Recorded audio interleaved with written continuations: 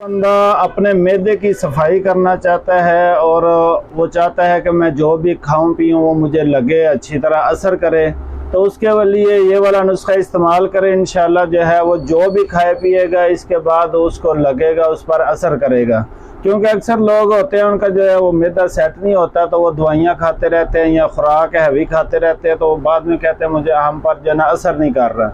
तो सबसे पहले जो है जब मैदा जो है आपका सेट होगा, ठीक होगा, तो आप फिर उसके बाद जो भी खाएंगे इंशाल्लाह वो आपके ऊपर असर करेगा।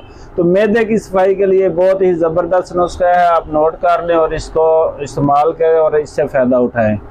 आपने 1.5 गिलास जो है वो दूध का ले लेना है, आधा चम्मच उसके अंदर सौंफ डाल दें और 10 अदद आपने मुनक्के डाल देने हैं। इसको अच्छी तरह जो है उबाल लें। जब 1.5 गिलास दूध 1 गिलास रह जाए इसको उतार लें, उतार के जो है इसको पुन लें।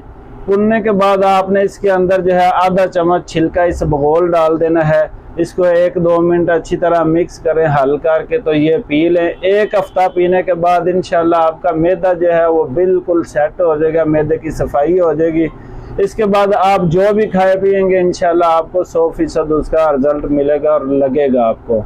वीडियो को सदका जारिया समझकर शेयर कर दें। अगर आप लोग भी कोई मशवरा करना चाहते हैं या कोई मेडिसिन मंगवाना चाहते हैं तो हमारे इस नंबर पर व्हाट्सअप कर दें 034449099521।